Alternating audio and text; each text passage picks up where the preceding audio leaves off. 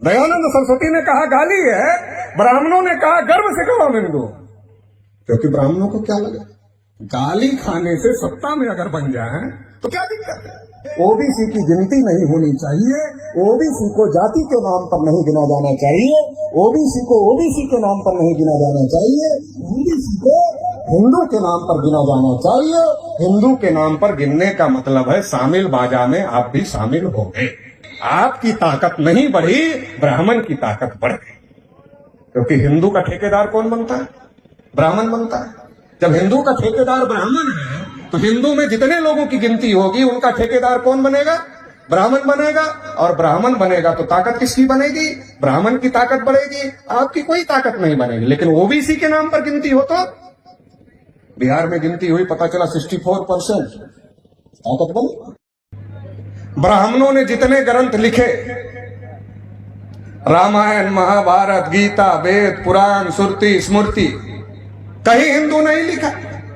अगर ब्राह्मण खुद हिंदू होते, कम से कम अगर खुद कम से कम हिंदू होते, अरे किसी में तो हिंदू लिखते, एक में नहीं लिखा।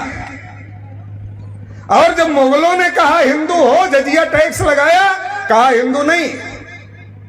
दयानंद सरस्वती ने कहा हिंदू नहीं है। लेकिन ब्राह्मण बहुत चालाक है, वो लकीर के फकीर नहीं बनते।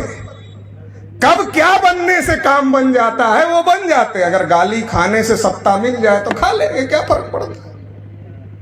दयानंद सरस्वती ने कहा गाली है, ब्राह्मणों ने कहा गर्व से कहो हम हिंदू। दयानंद सरस्वती ने कहा गाली है, ब्राह्मणों ने कहा गर्व से कहो हम हिंदू। क्योंकि ब्राह्मणों को क्या लगा, गाली खाने से सत्ता में अगर बन जाए तो क्या दिक्कत है। लोगों ने पूछा, अरे दयानंद सरस्वती आपके इतने महान पूर्वज, वो कहते थे गाली है और आप कह रहे हो गर्व से कहो। कहा जब वो कह रहे थे तब कह रहे थे, तब उनकी बात ठीक थी, अब हमारी बात ठीक है। ब्राह्मण कितना शातिर होता, अपने बाप की भी नहीं मानता, अपने बाप की भी नहीं मानता, उसको भी कह रहा जब वो कह रहे थे तब कह रहे थे, तब ठीक है, अब जो हम कह रहे हैं अब यही ठीक है। तो ब्राह्मणों ने रास्ता निकाला अपने को बहुसंख्यक बनने का, अपने को बहुसंख्यक बनने का रास्ता निकाला कि अगर लोकतंत्र लागू होगा, वन वोट वन बैलू के आधार पर लोकतंत्र लागू होगा, तो उस लोकतंत्र में 3.5% ब्राह्मण अगर ब्राह्मण के नाम पर वोट मांगेगा तो वोट नहीं मिलेगा और ब्राह्मण शासक नहीं हो सकता। तो ब्राह्मणों ने तय किया अब हमें हिंदू बनना है। तो हमारे गली मोहल्ले में आए और गली मोहल्लों में आकर कहा गर्व से कहो हम हिंदू हैं। और हमारे लोगों को लगा आ गया ठेकेदार हिंदू का, अभी तक तो कोई था नहीं, ये आ गया है, नेता मिल गया है। तो नेता ब्राह्मण और भीड़ हमारा, नेता अकेला ब्राह्मण और भीड़ ओबीसी SC ST।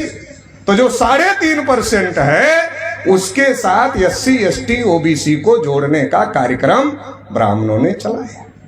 लेकिन बड़ा संकट था, केवल ये कहने से लोग हिंदू बन जाएंगे ये तो था नहीं। तो फिर दूसरा संकट खड़ा हुआ कि हिंदू कैसे बनाया जाए। तो हिंदू बनाने के लिए मुसलमान से लड़ाई होना बहुत ज्यादा जरूरी है। अगर हिंदू बनाना है तो मुसलमान से लड़ाई होना बहुत ज्यादा जरूरी। गुलाम भारत में ऐसी कोई लड़ाई थी नहीं, भारत पाकिस्तान विभाजन के नाम पर यह लड़ाई पैदा की गई। अगर कांग्रेस के उस समय के ब्राह्मण जो जिम्मेदार थे, अगर वो चाहते तो भारत विभाजन को रोका जा सकता था, पाकिस्तान बनने से रोका जा सकता था, और जो इतना बड़े पैमाने पर कत्लेआम हुआ उसको रोका जा सकता था। लेकिन ब्राह्मणों को लगा रुक तो जाएगा, फिर ब्राह्मण शासक कैसे बनेगा, ये तो रुक जाएगा, हिंदू मुसलमान का झगड़ा तो रुक जाएगा, लेकिन ब्राह्मण शासक कैसे।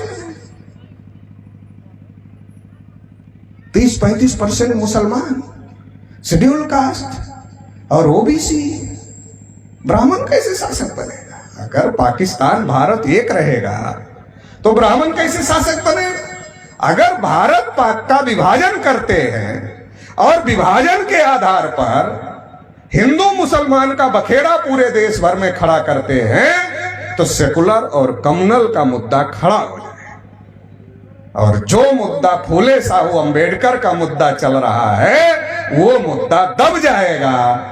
इनके हक अधिकार का मुद्दा दब जाएगा, इनसे जो हमारी लड़ाई है ये मुद्दा दब जाएगा, और हिंदू मुसलमान के नाम पर ये हमारे समर्थन में खड़े हो जाएंगे। और जो मुसलमान गुलाम भारत में इनके समर्थन में थे उन्हीं मुसलमानों के खिलाफ ये खड़े हो जाए। गुलाम भारत में ब्राह्मण हमारे अधिकारों के समर्थन में नहीं थे। ज्योतिबा फूले को धक्का मारकर घर से निकाला, बारात से निकाला, और उनके पिताजी को इतना भड़काया कि उनको घर से निकलना पड़ा। साहू महाराज के खिलाफ सैकड़ों षड्यंत्र ब्राह्मणों ने किया, उसके बहुत सारे लिटरेचर उपलब्ध है। और साहू महाराज की हत्या भी हुई, मृत्यु उनकी स्वाभाविक नहीं है। और बाबा साहब अंबेडकर के खिलाफ कितना कितना षड्यंत्र किया, उसके लिए तो बाबा साहब अंबेडकर ने किताब ही लिख दिया कि गांधी और कांग्रेस ने अछूतों के साथ में क्या क्या किया, उसके लिए तो किताब ही लिख दिया। सबको पढ़ना चाहिए क्या क्या किया। ब्राह्मण गुलाम भारत में जब हमारे पुरखे हमारी लड़ाई लड़ रहे थे, ब्राह्मण हमारे अधिकारों के खिलाफ थे। गांधी जी तो अनशन तक कर रहे थे, मरने के लिए तैयार थे मगर अधिकार देने के लिए तैयार नहीं थे। लेकिन जो मुसलमान थे वो समर्थन में थे। ये बात हमको समझना चाहिए, ये बात भूलना नहीं चाहिए। जो समर्थन में थे उनके खिलाफ हमारे लोगों को खड़ा कर दिया, और जो विरोध में थे उनके साथ खड़ा कर दिया। इतना बड़ा खेला हुआ, ये छोटा मामला नहीं है, इतना बड़ा मामला है। ब्राह्मण लोकतंत्र में जब बाबा साहब ने संविधान लागू किया, 1 वोट 1 वैल्यू की बात लिखी, उसके पहले इस बात की तैयारी कर लिए कि आजाद भारत में देश में कब्जा कैसे करना है, क्योंकि एडल्ट फ्रेंचाइज का मामला दुनिया में पहले से चल रहा था, और खास तौर से इंग्लैंड में इसकी लड़ाई बहुत जोर से चल रही थी कि एडल्ट फ्रेंचाइज लागू होना चाहिए। और ब्राह्मणों के लिए सबसे बड़ा खतरा यह था कि एडल्ट फ्रेंचाइज का मुकाबला कैसे किया जाए। अगर सबको वोट का अधिकार मिल जाएगा तो इसका मुकाबला कैसे किया जाए, तो इसके लिए ब्राह्मणों ने प्लान बनाया। अंग्रेज देश छोड़कर जाने लगे तो अंग्रेजों ने गांधी जी को और कांग्रेस के लोगों को कहा, अब आप अंतरिम सरकार बनाओ। तो कांग्रेस महासमिति में यह बात तय हुई कि जो इस बार कांग्रेस का अध्यक्ष चुना जाएगा वो देश का पहला प्रधानमंत्री बनेगा। चुनाव, वोटिंग हुई, सरदार पटेल को बहुमत मिला, नेहरू जी नहीं माने। और नेहरू जी नहीं माने तो गांधी जी ने वीटो पावर का इस्तेमाल किया और सरदार वल्लभ भाई पटेल से नाम वापस करवाया और नेहरू जी को देश का पहला प्रधानमंत्री बना दिया, बिना चुनाव के पहला प्रधानमंत्री बना। तो ये नेहरू जी के दिमाग पर इसका गहरा असर निश्चित रूप से हुआ होगा। क्यों हुआ होगा? क्योंकि जो कांग्रेस पार्टी की स्थापना है, नेहरू जी को ऐसा लगा कि कांग्रेस पार्टी जो है वो चटर्जी, मुखर्जी, बनर्जी, गोखले, तिलक, आगरकर जैसे ब्राह्मणों ने बनाई। मतलब ब्राह्मणों के पूर्वजों ने कांग्रेस पार्टी बनाई, और जिस पार्टी को ब्राह्मणों के पूर्वजों ने बनाई उस पार्टी के अंदर का चुनाव, बाहर का नहीं, जनता का चुनाव नहीं, कांग्रेस पार्टी के अंदर का चुनाव। मैं इतना बड़ा ब्राह्मण, कितना बड़ा ब्राह्मण, पंडित जवाहरलाल नेहरू कोई छोटा मोटा ब्राह्मण थे क्या? नेहरू जी को क्या लगा, जिस पार्टी की स्थापना मेरे पूर्वजों ने किया उस पार्टी के अंदर का चुनाव मैं इतना बड़ा ब्राह्मण पंडित जवाहरलाल नेहरू नहीं जीत पाए। अगर देश में जाति के आधार पर जनगणना होती रही और हर बार ये आंकड़े आते रहे कि देश में ब्राह्मणों की संख्या 3.5% है, तो देश में बड़ा बवाल खड़ा होगा इसको लेकर कि ये 3.5% वाले बार बार ये 3.5 वालों की सरकार क्यों आती है, दूसरे लोगों को क्यों नहीं आती? तो अगर ऐसी जागृति पैदा हो गई और ये बात सबको पता चलती रही कि देश में ब्राह्मणों की संख्या केवल 3.5% है, तो इससे दिक्कत पैदा हो जाएगी और इससे पंडित जवाहरलाल नेहरू पहला और आखिरी ब्राह्मण प्राइम मिनिस्टर हो जाएगा। इसके बाद कोई ब्राह्मण प्राइम मिनिस्टर नहीं बनेगा। नेहरू को पता था, और पता था तो उन्होंने सोचा जाति जनगणना रोकना पड़ेगा, तो रोक दिया। नेहरू ने 1951 में जब जनगणना हुई आजाद भारत में पहली जनगणना, तो नेहरू जी ने रोक दिया। 1952 में चुनाव था।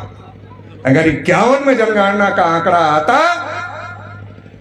कि ब्राह्मण 3.5% है, तो 1952 के चुनाव पर भी उसका असर पड़ता। 1951 में ही जनगणना रोक दी। तो ये जनगणना केवल ओबीसी का जनगणना रोकने का मामला नहीं है। ये जनगणना को जो मामला है, ये जनगणना ना होने से ब्राह्मण सत्ता में रहते हैं। अगर जनगणना हो जाए तो ब्राह्मण नीचे आएगा, मूल निवासी बहुजन समाज सत्ता में जाएगा। इतना बड़ा मामला है, सोच समझ कर रोका गया। इतना ही नहीं रोका गया, ओबीसी को आरक्षण नहीं दिया गया। बाबा साहब संविधान सभा में ये सारा काम ब्राह्मण क्यों कर रहे थे? ये सारा काम एडल्ट फ्रेंचाइज के डर से कर रहे थे। हिंदू बनने का काम, हिंदू बनाने का काम, जनगणना रोकने का काम और ओबीसी को आरक्षण ना देने का काम, ये जो सारा काम कर रहे थे, ये काम वयस्क मताधिकार जो लागू हुआ एडल्ट फ्रेंचाइज के डर से कर रहे थे। बाबा साहब कह रहे थे ओबीसी को मिलना चाहिए। कांग्रेसियों ने कहा हाँ ठीक है मिलना चाहिए, लेकिन पहचान नहीं। बाबा साहब ने आर्टिकल 340 लिखा कि आयोग बनाकर पहचान किया जाए। नेहरू आयोग नहीं बना रहे थे। क्यों नहीं बना रहे थे? सवाल है क्यों नहीं बना रहे? तो हमको लगता है हमको नौकरी नहीं देना चाह रहे थे, केवल इसलिए नहीं बना रहे। अरे केवल नौकरी नहीं देने का मामला नहीं था। नेहरू जी राजनीतिक व्यक्ति थे, साधारण व्यक्ति नहीं थे। तो नेहरू जी का दिमाग केवल नौकरी तक नहीं था। नेहरू जी सोच रहे थे शेड्यूल कास्ट की आबादी 15% है, उसको पहले रिजर्वेशन मिला हुआ है। शेड्यूल ट्राइब की आबादी 7.5% है, उसको भी रिजर्वेशन मिल गया है। हम तो एससी और एसटी को ही नहीं चाहते थे, मगर उसको मिल गया, नहीं रोक पाए। अब ये दोनों तो साथ रहे, क्योंकि दोनों रिजर्व कैटेगरी के हो गए, दोनों को रिजर्वेशन मिलता है, तो एससी और एसटी तो साथ रहेंगे। अब 15% शेड्यूल कास्ट और 7.5% आदिवासी, 22.5%। नेहरू जी ने सोचा अगर 52% ओबीसी भी रिजर्व कैटेगरी हो गया तो हिंदू के नाम पर आएगा कि आरक्षण के नाम पर जाएगा? नेहरू जी क्या सोच रहे थे? अगर 52% ओबीसी भी रिजर्व कैटेगरी हो गया तो ये हिंदू के नाम पर आएगा कि आरक्षण के नाम पर जाएगा? कुछ कहा नहीं जा सकता। आरक्षण वाले एक साथ हो जाएंगे, और अगर आरक्षण वाले एक साथ हो जाएंगे तो 22.5% एससी एसटी और 52% ओबीसी, 74-75% की आबादी। 74-75% का गठबंधन बन जाएगा। क्यों? रिजर्व कैटेगरी एक तरफ, अनरिजर्व कैटेगरी एक तरफ। और फिर माइनॉरिटी वाले कहां जाते? माइनॉरिटी वाले तो पहले से बाबा साहब के साथ खड़े थे, वो कहां जाते हैं? तो नेहरू जी को पता था, तो सेकुलर के नाम पर मजबूरी में हमारे साथ आते हैं। अगर ये इतना बड़ा बन जाएगा तो इधर थोड़े ही आएंगे, उधर जाएंगे। तो फिर आजाद भारत में ब्राह्मणों का कब्जा होना संभव नहीं होगा। तो रिजर्व नहीं रहेगा ओबीसी, तो फिर क्या होगा? और क्या हुआ? तो ओबीसी को ब्राह्मण समझाते रहे। क्या समझाते रहे? अरे तुम्हारे हिस्से की नौकरी तो शेड्यूल कास्ट के लोग ले गए, तुम्हारे बच्चे की नौकरी तो शेड्यूल ट्राइब के लोग ले गए, और रिजर्वेशन के खिलाफ ओबीसी के लोगों का इस्तेमाल एक लंबे समय तक होता रहा, और ये बताकर होता रहा कि आपको तो नौकरी मिल जाती, लेकिन एससी एसटी के लोग जो आरक्षण ले रहे हैं, इसकी वजह से आपको नौकरी नहीं मिल रही है। ये काम नहीं किया। ब्राह्मण सत्ता में बने रहने के लिए ये सारा काम कर रहे थे। क्योंकि नौकरी मिलती तो केवल प्रशासन ही नहीं जाता, शासन भी चला जाता। तो ब्राह्मणों ने इसलिए नेहरू जी ने ओबीसी का आरक्षण रोकने का काम किया कि इसको अपनी साइड रखो। जब ये जनरल में रहेगा तो हमारी साइड रहेगा, रिजर्व में रहेगा तो उस साइड रहेगा। तो जब इसको आरक्षण नहीं दिया जाएगा तो ये जनरल में रहेगा तो हमारी साइड रहेगा, हमारी साइड रहेगा। ब्राह्मण को बुरा बनने की जरूरत नहीं है, क्योंकि ब्राह्मण तो शेड्यूल कास्ट का भी वोट लेगा, शेड्यूल ट्राइब का भी वोट लेगा। वो आरक्षण के खिलाफ बोलेगा तो वो बुरा बनेगा। ओबीसी ही आरक्षण के खिलाफ बोलेगा, ब्राह्मण मीठा मीठा बोलेगा। ओबीसी एससी एसटी के आरक्षण के खिलाफ बोलेगा और ओबीसी को एससी एसटी से हम लोग लड़ाते रहेंगे और इनका समर्थन लेकर राज करते रहेंगे। इतनी बड़ी राजनीति का मामला है। तो बाबा साहब समझ गए, तो बाबा साहब ने कानून मंत्री पद से इस्तीफा दिया और इस्तीफा पत्र में यह बात लिखा कि नेहरू जी मेरे बार बार कहने के बावजूद आयोग नहीं बना रहे, इससे मैं दुखी हूं। और इस्तीफा दिया तो चंदापुरी जी को यह बात पता चली कि बाबा साहब अम्बेडकर ने ओबीसी के मुद्दे पर इस्तीफा दिया है। तो चंदापुरी जी बाबा साहब के पास गए और बाबा साहब को कहा हम आपकी रैली पटना में कराना चाहते हैं। नेहरू फिर भी अलर्ट थे। जब बाबा साहब ने रैली पटना में बाबा साहब की रैली चंदापुरी जी करवा रहे थे तो नेहरू जी ने अपना आदमी भेजा और कहा आपको प्रधानमंत्री जी ने बुलाया है। आज की तारीख में अगर प्रधानमंत्री कार्यालय का चपरासी आ जाए या कोई आदमी आकर कह दे कि आपको प्रधानमंत्री कार्यालय के चपरासी ने बुलाया है तो बिना चप्पल पहने आज के नेता भाग जाएंगे। चप्पल नहीं पहनेंगे, इतना जल्दी में भाग जाएंगे, बिना चप्पल पहने भाग जाएंगे। लेकिन चंदापुरी जी के ऊपर कोई असर नहीं हुआ। उन्होंने कहा हमारे पास समय नहीं, हम तो तैयारी कर रहे हैं बाबा साहब की रैली की। तो नेहरू जी को पता चली तो नेहरू जी ने सोचा कि रैली करके बड़ा बन के फिर मिलना चाहते हैं। तो नेहरू जी ने दोबारा मैसेज करवाया रैली के बाद मिलेंगे क्या। तो चंदापुरी जी ने कहा ना अब मिलेंगे न तब मिलेंगे, न पहले मिलेंगे और न बाद में मिलेंगे। तो नेहरू जी को लगा कि अब चंदापुरी जी के ऊपर माथा पटकने से कुछ बनने वाला नहीं है। तो फिर पत्थर फेंकवाए बाबा साहब के ऊपर ताकि रैली न होने पाए। जो दक्षिण भारत की आग है वो उत्तर भारत तक नहीं पहुंचनी चाहिए। अगर अंबेडकर उत्तर भारत पहुंच गया तो ओबीसी के लोग रैली करवा रहे हैं। अध्यक्षता मुस्लिम व्यक्ति कर रहा है, बाबा साहब चीफ गेस्ट हैं।